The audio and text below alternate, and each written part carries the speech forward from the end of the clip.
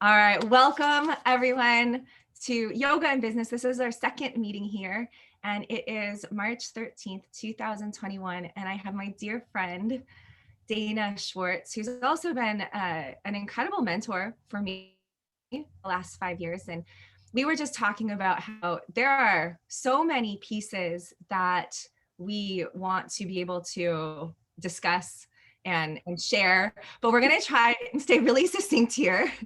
And today we really want to focus on these three words, which are focus, integration, and rhythm.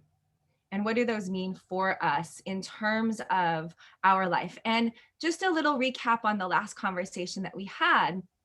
I shared a bit about how the word business, I have been talking to people about what it means to have your own business or to have your occupation.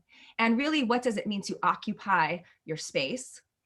And I've been reminded that there's more space in the universe than anything else by my friend, who's one of the leading quantum physicists in the world, and this is a big thing in yoga. Often when we're learning to explore our bodies, to learn to take up space and to be comfortable in our space. And I see this conversation around business, meaning that the space that we occupy is our business. And I feel very deeply that our business in this way, it's our personal responsibility. This is our personal space that only we get to uniquely inhabit. And that we each have these unique strengths. We each have these unique gifts. And my yoga teacher used to say that when you actually do your yoga practice, and what that looks like to each individual is totally different also, right? So this isn't about what your yoga practice looks like. It's about the fact that you have something in your life that you're committed to doing probably every day as a way of just knowing yourself and honoring yourself and having a personal practice that helps guide you. And as we do that in our lives, we do get to know ourselves. And as we do that consistently, these talents that we were born with are revealed and they are strengthened and they come out more and more. And so this conversation is about how do we create focus in our lives? And when we start to realize what these strengths are, how do we then have integration? And that's a big word that's come up with a lot of people that I've worked with over the last 5 or 6 years. How do we integrate these pieces of ourselves? And then this word rhythm has come up this month with a lot of our community about how then we sustain that, over time. And what does that actually look like? So Dana Schwartz is an amazing woman, daughter, sister, wife, acupuncturist, leader, yogini, shaman, so many things. And I'd love for you, Dana, to please just share with us a little bit about you, maybe in ways that we don't know about you. And what these, yeah, sorry. Integration. Yeah. Yeah. Thank you, Amy. This is such a conversation that I feel particularly passionate about. Apparently, so does Sadie. I'm going to try and have her excuse herself, though, because she's wild. Go ahead, Sadie. Go, go, go. Go ahead. That may not be the last of her, just saying.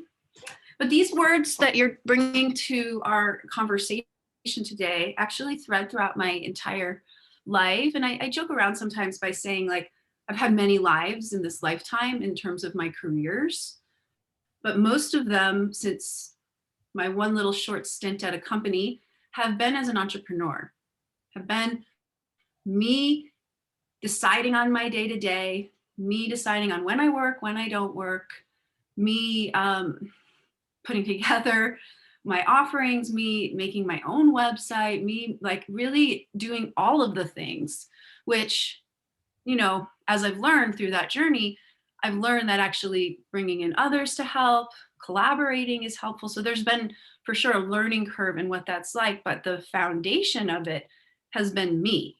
So what this conversation that you're having about taking up space, it's interesting because every step along the way, I've been told, you're never going to be able to have success in that. right? So when I wanted to work in the movie business, they're like, everyone wants to work in the movie business. You're never going to have success in that. But I was pretty successful. Actually, I took myself out of there because it wasn't the trajectory that I wanted to go on. But I got hired outside of the norm, right? So I was hired and in Los Angeles, given location, given a car, given per diem, which, let's be honest, 1 million people in LA would work for free for a job that most people would work for free, because I took up the space and said, I should be doing this job, right? So it's been about that from probably my first piece. But when I made the decision then to branch off of that and actually really truly work for myself as a massage therapist and put myself through school for acupuncture, I had to learn how to organize myself. So I think that focus first is about priorities and organization, and that's not a strength of mine, actually, right? You know, I actually have a diagnosis of attention deficit disorder. It is not a strength of mine to be organized and focused. Fascinating. Well, and I'll say, just, I don't want to interrupt you, but in all the years that I've studied and taught yoga, the definition of yoga that is most strongly embedded in me that I communicate to others is that yoga is to move with continuity in your chosen direction. And so that moving with continuity in your chosen direction is that piece of focus. And I think that's it is this thing, like you did occupy space, you did take up space, and you achieved those things. So you do have that ability to focus on those things. And I think, well, it brings up a lot of things. Like next month, we're going to have a conversation with Jackie Oslin and Corey Sipper about worth, self-worth, and value, right? And that's a huge piece of what you just shared there about what you did as a young person then, to take up your space and say, I'm worth this, in order to also then have your focus and be consistent and move in that direction of what you really wanted, I think also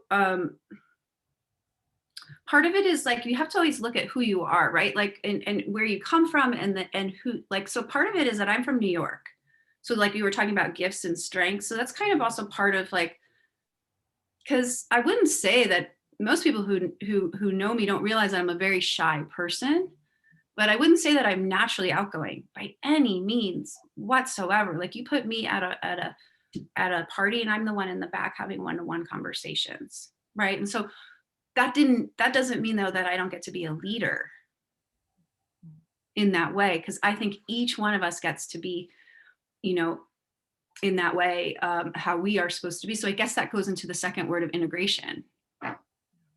Yeah. Right. So yeah. Go ahead. I just need to find the charger for this because it undid when I went to Let Sadie, and that's all the activity, all the integration that's going on over here. Yeah. Well, and I think, like you said at the beginning, you've been an entrepreneur your whole life. You've had these pieces, and it sounds like over time, you've been able to identify, oh, I'm really good at this. I'm not so good at that. And that's also a piece of knowing where you need to ask for support and keeping that focus and integrating in a way that you feel good. And so we talked about this last month in this call. You were talking about beforehand. This is what we often will refer to as leaning into our strengths, and then in those places where we're not as strong, it's awesome to know those places so that we can reach out for help, and then I think find a balance in this rhythm that on a long-term basis is very not just sustainable for us, because we're not just spinning our wheels trying to do all the things and doing some of the things not so well because they're not our strengths and then probably getting really frustrated at those, but instead pulling back, creating these collaborations, having a bigger team, hold the space and the vision. That's what I've seen you do now over time. Yeah. Work smarter, not harder. Yeah. Exactly. That was really last year's full mantra for me, was how to work smarter, not harder. I have a Capricorn moon, so I have a workhorse in me that I have to watch and be careful of when you talk about rhythm. It's also in my like personality. So a lot of this is to know thyself, right? So there's where the yogic aspect comes in. And I have done my yoga teacher training. And when I did it, I thought, oh, when I'm an elder, maybe I'll go in and teach yoga somewhere. Like that was my mindset when I took it, because I knew that there were many more other yoga teachers out there. But it was a personal journey for me, right? It was a personal journey for me in a lot of the things that I've done. Like you said, I've studied the shamanic work. I'm not out there offering shamanic guidance, but it is woven through what I do. I'm very aware of the elements with everything that I do. And like it's the new moon, right? That you're following and that we're meeting here.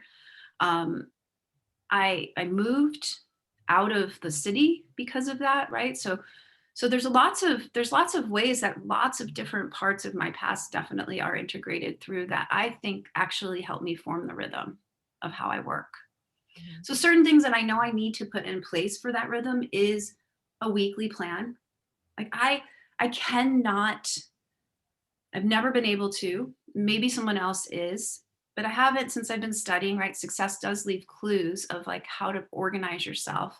Just be floaty woaty, like willy-nilly. I'm going to do what I feel like. Nothing really gets done. I get anxious, right? There's this idea that we're going to do things as we're moved to do them. You can still do that and schedule yourself. That's what I've learned. I just will, like this conversation, we moved it, right? Because we were supposed to speak at another time. And I didn't feel like I would really show up at my best self. So I asked Amy if we could move this conversation, but we're still having it, right? Like 12 hours later. Perfect, actually, because I was going to have to step away from my daughter's birthday party, like, so yeah, learning how, and I've done this with myself in terms of calendaring, having like these little time blocks that then I'm like, okay, as long as I get it in, it doesn't really matter where I get it in, but this is the general time that I'm trying to get it done, and then if I need to push it back an hour or two, okay, that can be the little flow that I can have with my day. Right. That's for me too. That's how I've done it. So, and I've also set it up that I really like to make the earlier part of the month, because even not just, this is one of the gifts of doTERRA, but not even just in doTERRA, like as I'm preparing to open up our practice again, there's the first of the month. It just gives really good business habits to, okay, how do I want this month to look? What other big things do I have this month? And then I also really like to front load the week, because I find as the week progresses towards the weekend, I lose energy and steam. So I like to celebrate Mondays.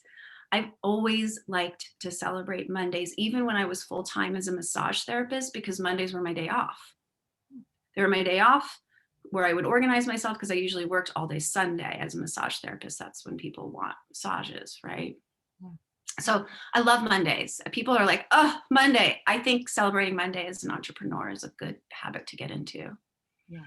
Well, and that brings up something else that I haven't discussed much here, but understanding the rhythm of the moon and knowing that there are also these sort of like weeks within the month where there is a rhythm that is specifically more around expansion, in this first waxing part of the new moon growing into the full moon. And then there's this time of the full moon waning into the new moon again, where it's much more a time of revision and reflection and, some communication in there too. But I have found that for myself, that there are these rhythms on a daily basis, on a weekly basis, on sort of this lunar monthly-ish basis, and then on the annual basis, of the seasons that we go through. And, this is for me, some of the most important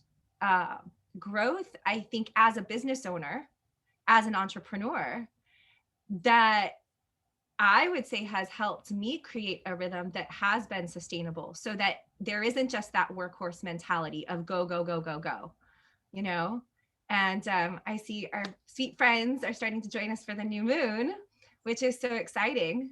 And hi, Stacy. So we'll wrap this up for now, but Dana, can you leave us with anything just in reflection on what this does, what this means to you in your heart as you move forward in your own life? Well, I think that's a big question, but I think that there's this feeling of, am I doing it right? Am I accomplishing something? Am I checking all the boxes to move my business forward? Like that's like this underlying feeling when whatever kind of entrepreneurial business that we have. But so I think for me personally, knowing like what is the most important part of my work, which for me is connecting with people. If I'm doing that right, if my relationships are right, and that's partially because I know one of my strengths, my top strength is being a relationship in the relationship realm, right? My relationships are right, then I can really tend to some of the things that are harder and more difficult, or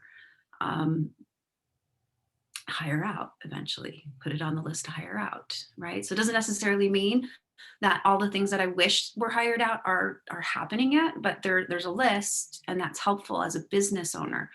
But the last thing I want to say is that what you were just talking about before you passed off it to me, of the different levels of rhythms. Because when I first started out as an entrepreneur, there was no way that I thought about a year. And it was only about 3 years ago that I started to, towards the end of the year, really say, let me look at the whole next year. What do I want to do? How do I want to accomplish that? How do I want to be? Besides just a vision board, actually on a calendar, looking month to month. Well, what happened this month? Is this a month that I felt good or bad? Generally, we start to see these cycles of like, April's like a yucky kind of month for me, right? Like that's not genuine, but maybe you can see it and track that, right? My husband and I got married in, we lost her, but my husband and I got married in July, and our anniversary and our birthdays all coincide then. So we like to take some spaciousness then, right? So those are things that as I think we start to integrate with the cycles, we can only get better at it, right? So I haven't really integrated the moon into my own workings, but I'd like to. It's been there. Erin talks about it all the time, right? One of our mentors. Yeah. But I haven't done that fully yet. Which is why I got caught off guard last night. Oh. Well, thank you, Amy. Oh, thank you so much. And I do want to, just before this call, this Strengths Finder test came up again. And because it is such a big theme, this is the book. And I'm going to put the link to the Strengths Finder videos if someone is building a doTERRA business, so they can access that, because it is, I think, so helpful to know what our strengths are and how we can lean into them, and then continue to have that focus, integrate and establish these rhythms, so. Do you have my cheat sheet on the strengths? Do you remember that? I'll send it to you after all the classes today, because it's great, and you can attach it to this, because it's really helpful. It's like little quick places where you can see you're in the shadow of your strength, or you're in they don't call it the shadow, they call it the basement. You're in the basement or the upper part of your strength. But I'll send it. Hi, Joni. Hello.